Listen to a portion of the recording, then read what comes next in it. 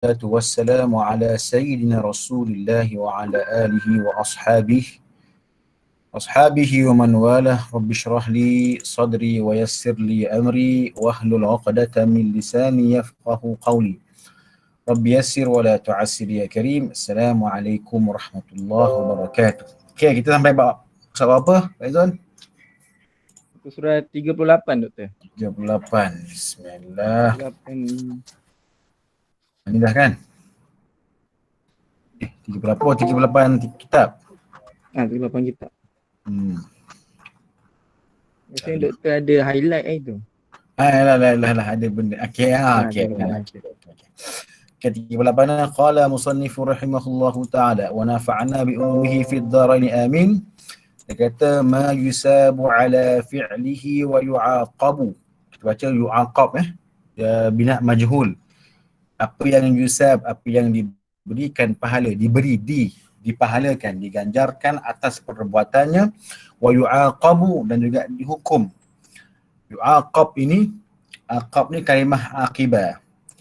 Aqibah ni macam ba'da, sejurus selepas. Antum kalau baca kitab ke, jumpa kata Arab ke, aqibas salah. Kalau ba'das salah, ba'da tu selepas tu umum. Kan? Selepas tu umum, terlalu panjang masa dia. Selepas subuh, asar pun, zuhur pun selepas subuh. Tapi kalau aqibah, sejurus selepas. Aqibah. Okay, aqibah. Baiklah. So kita tengok bawah tu kata dalam hasyiah dia kata apa? Wa huwa, apakah maknanya wa hadha ma'nahu istilahan. Makna wajib pada istilah. Wa huwa lughatun, pada bahasa as-sukutu.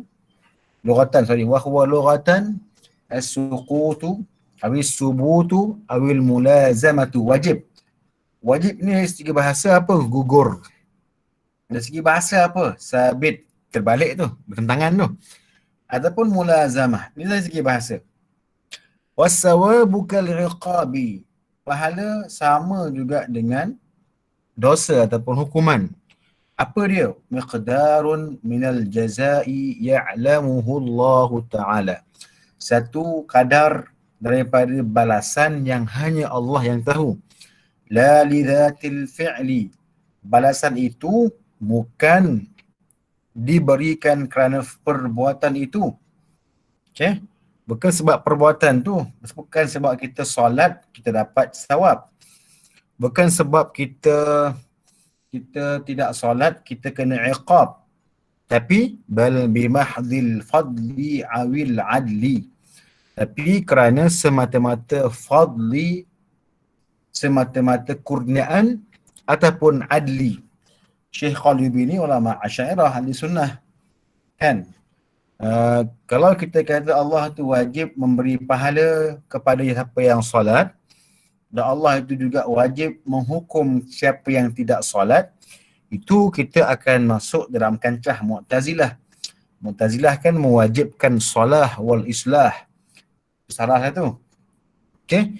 Cuma kita ahli sunnah kata, ya, Allah memberi pahala kepada yang membuat kebaikan. Allah memberikan dosa kepada yang meninggalkan kewajipan.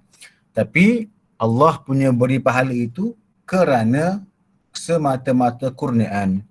Bila Allah memberi dosa itu, menghukum hambanya itu adalah kerana adilnya Allah. Okay. Hadha ta'rif lil wajibi bi atharil wujubi. Ini adalah ta'rif untuk wajib dan dengan kesan kewajipan tersebut. Wa qad yu'arrafu bi dhatil wujub. Kadang-kadang diterjemah, ditarifkan dengan zat wujud itu. Apa dia zat wujud itu? Fa yuqal, dikatakan, ma tuliba fi'luhu qalban jaziman. Apa yang diminta perbuatan itu dengan permintaan yang jazim. Kadang-kadang kalau kita tengok pada zat perbuatan itu solat. Apa solat tu? Solat itu adalah benda yang kena buat. Itu kalau kita takrifkan dia sebagai, kalau kita takrifkan mengikut zat benda itu. Tapi kalau kita takrifkan mengikut kepada kesan wajib itu, apa kesan wajib?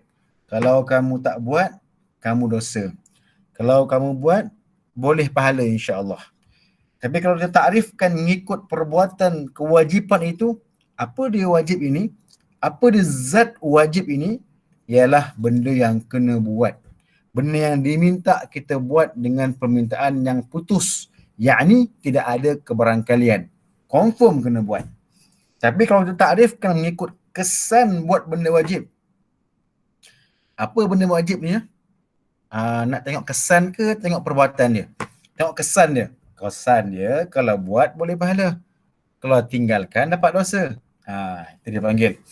So dalam ilmu usul fiqh antum belajar bagaimana ulama usuli memberikan takrif yang jami' dan mani'. Jami' dan mani' tepat pada ain perkara itu. Apa dia wajib? Kamu nak kat mana? Kamu nak tengok wajib tu dari segi kesan dia ke ataupun perbuatan wajib itu? Tengok, jadi dengan ilmu usul fiqh mengajar kita melihat satu perkara itu dengan penglihatan yang banyak sisi. Kita tak boleh kata satu je betul. Even benda tu kecil dah, wajib tu kecil dah.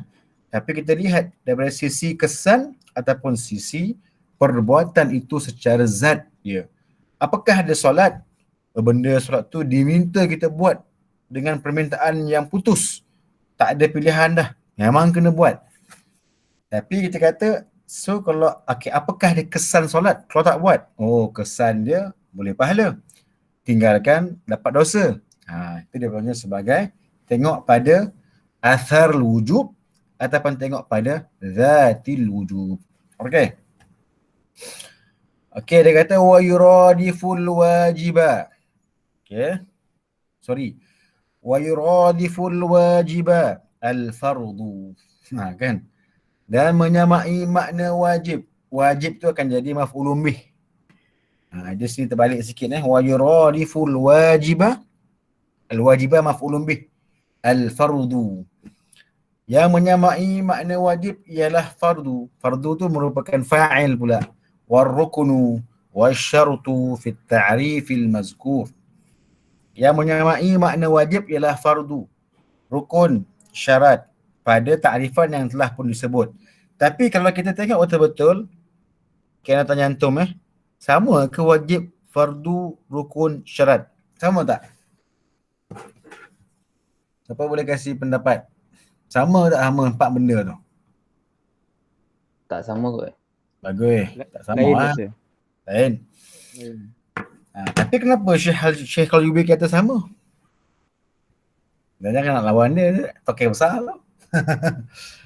Saya tak setuju ni, salah ni Syekh ni. Kan? Bengkeng pula kita lah. Bila kita baca kitab tu, kita rasa saya belajar fiqh lain, wajib ni lain. Dalam mazhab Syafi'i, wajib dengan fardu sama. Melainkan dalam babul hajj. Kalau fardu wajib bagi mazhab Hanafi, na'am berbeza. Fardu tu tak ada pilihan dah. Itu Nabi buat. Wajib tu macam witir. Nabi jarang-jarang buat, tapi wajib buat. Nabi mulazamah buat. Tapi kalau rukun syarat ni berbeza dengan wajib dengan fardu. Bezalah, ada dia punya takrifan yang tersendiri.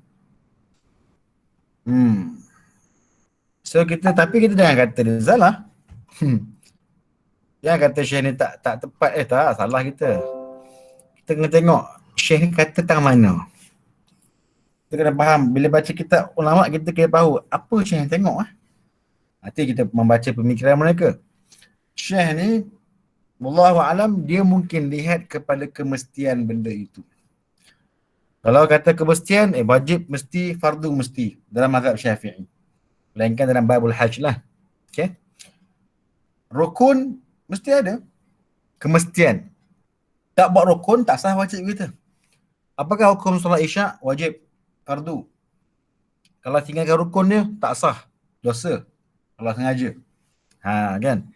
Dan juga syarat. Apakah hukum solat isyak? Wajib, fardu. Bagaimana saya ingin tunaikan dia? Masuk waktu, hadap kiblat, tutup aurat. Kalau saya tak buat, tak sah. Kalau sengaja berdosa. Jadi di situ Syekh Al-Yubi memaksudkan yuradif sama itu ialah min nahiyatil ilzamiyah. Dari sudut kelaziman benda tu mesti ada. Kalau tak ada, tak jadi apa lah, tak lengkap lah benda tu. Okay, itu kaedah kita melihatlah pemikiran ataupun kaedah penulisan al-imam yang buat hasyiah ini. Nombor 2, ala fi'lihi. Tengok hasyiah. Ala fi'lihi ni, kalau tengok atas ni, apa yang diberi pahala atas perbuatannya, yakni dalam mengerjakannya. Apa maksud ala fi'lihi? Ay lil ithyani bihi, dalam mendatangkan perbuatan itu ataupun membuatnya. Sama ada ia adalah fi'lan. Apa dia fi'lan? Apa yang wajib fi'lan? Banyaklah, solat, zakat, puasa. Ataupun qaulan. Apa yang wajib qaulan? Banyaklah, kan? Rukun qauli, berkata benar, itu semua wajib qaulan. Dan selain daripada fi'al dan qaul. Contoh apa? Niat. Kan, contohnya kita nak solat kan wajib niat. Niat tu wajib. Niat tu fardu. Tak sah solat tanpa niat. Tapi niat tu perbuatan apa? Perbuatan zahir ke batin? Batin. Tapi wajib buat? Wajib. Kenapa Syekh ni dibuat? Kenapa Syekh Qalyubi dia buat penerangan ni? Kenapa agak-agaknya Syekh Qalyubi ni buat penerangan ni? Lah tahu, kan payah nak pun, benda wajib memang kena buat lah. Kerana dalam matan ni Imam Juwaini kata ala fi'lihi, apa yang diberi pahala atas perbuatannya. Tapi perbuatan tu tak semestinya perbuatan. Ada juga perkataan.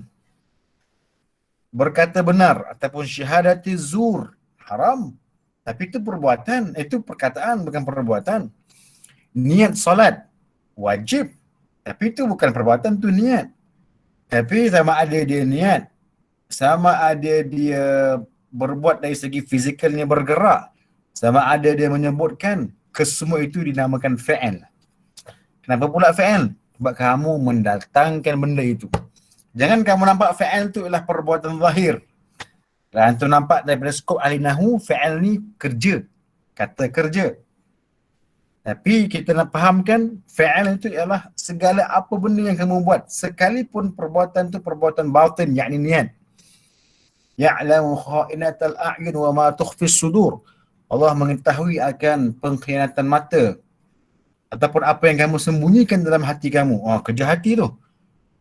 Tapi kalau kerja hati tu dikira fi'al, tak kira fi'al? Dia kira fi'al juga.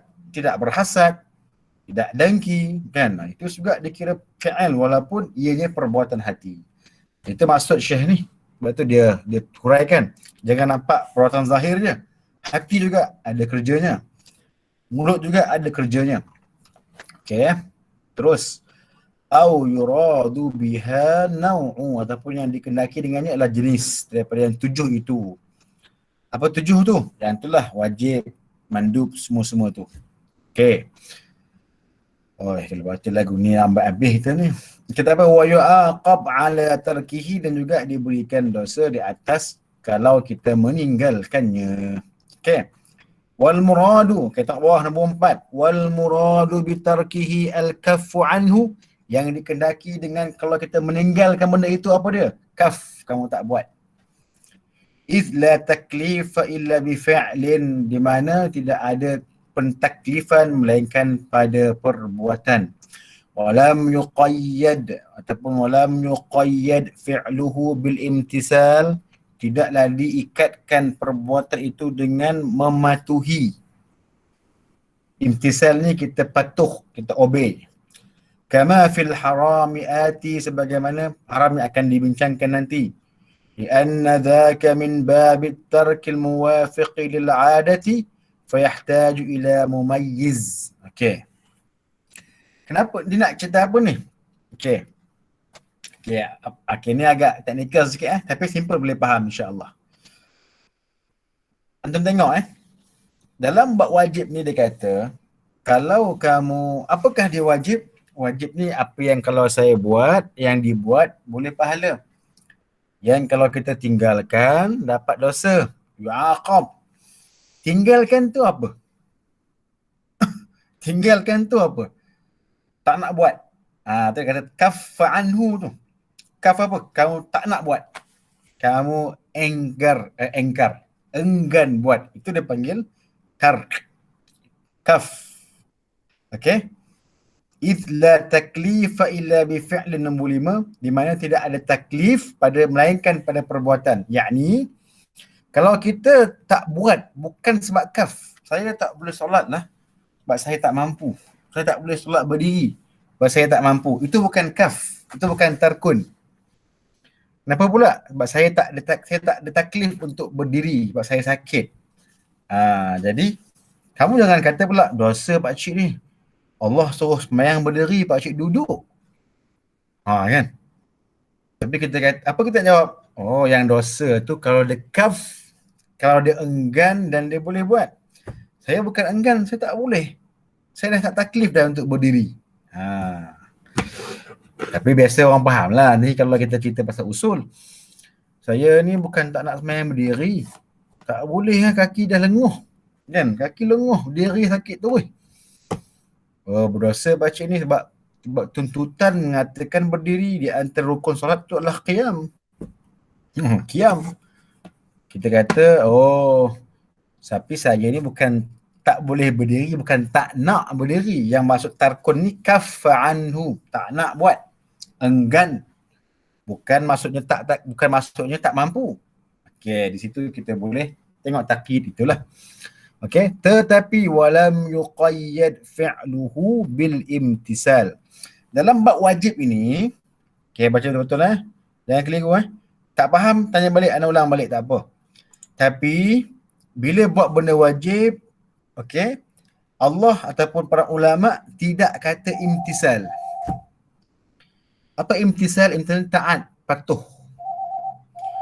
Bila buat benda wajib, Allah tak kata pun yang wajib ini, para ulama usul fiqh tak kata pun wajib ini ialah apa yang diberi pahala pada perbuatannya kerana mematuhi perintah Allah. Tak ada.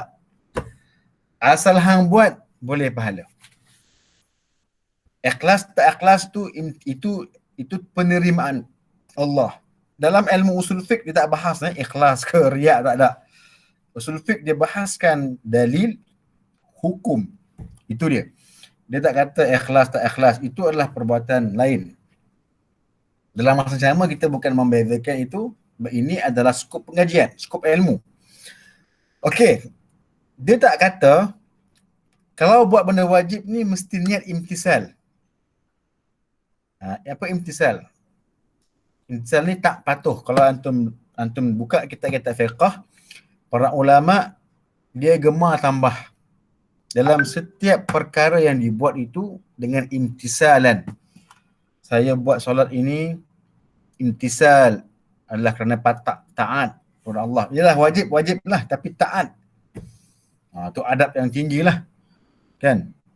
Ada sebuah cerita para ulama kita, ini ulama-ulama Hadramaut ini, mereka ini amat-amat berpegang dengan dalil ataupun mazhab Syafi'i sampai tidak ada dalam mazhab Syafi'i disunatkan talaffuz bin niyah, kan? Disunatkan untuk berniat itu dilafazkan. Salli fardal maghribi, kan? Nawaitu rafa'al hadasil asghari dan seterusnya. Nawaitul hajja wa ahramtu bihi dan seterusnya. Nawaitu sawmaghadin an adai sampai habislah.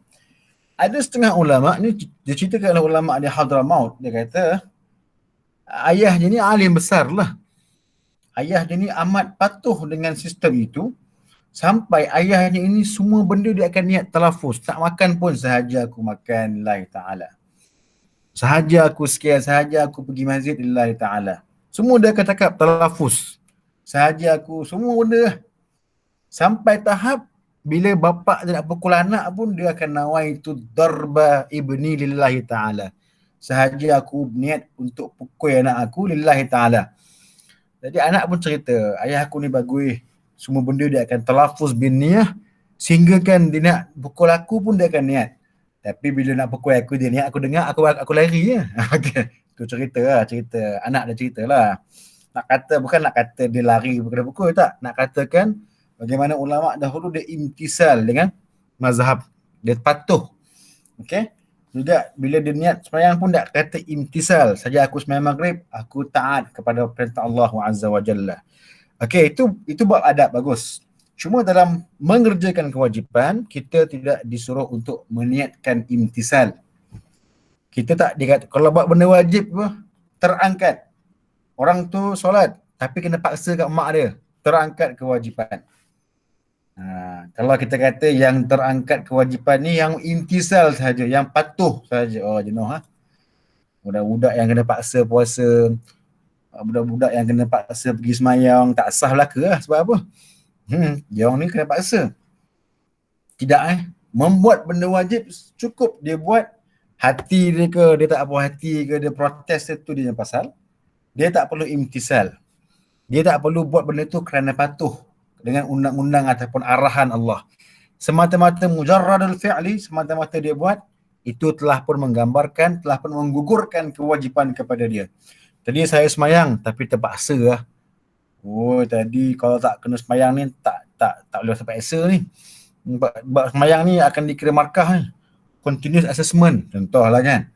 Sebab ada setengah tempat semayang pun dikira sebagai satu pentaksiran contohnya. Dia pun semayang, dia pun semayang sungguh-sungguh. Tapi bukan semayang ikhlas pun, bukan imtisal pun saja nak dapat markah sebagai contoh kan. So tapi dari segi pak agama kata khalas, antum dah semayang, niat antum terpaksa ke dipaksa ke, kesemua tu menggugurkan kewajipan. Okay? Menggugurkan kewajipan. Dia nanti kita akan bincang pula tentang meninggalkan yang haram. Ada sikit perbezaan. Okay, anda tak nak baca habis lah. Sebab nanti kita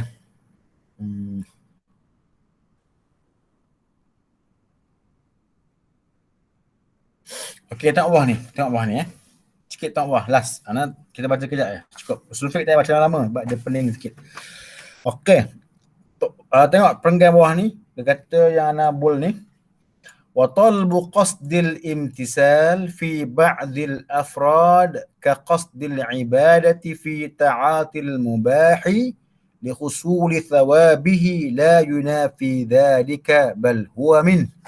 Tapi dia kata, kalau kamu buat benda yang mubah, kalau kamu niat imtisal untuk patuh pada beberapa perbuatan, sebagai contoh kita niat untuk ibadah, untuk menguatkan untuk beribadah, bila kita buat ta'ati, bila kita melakukan benda harus.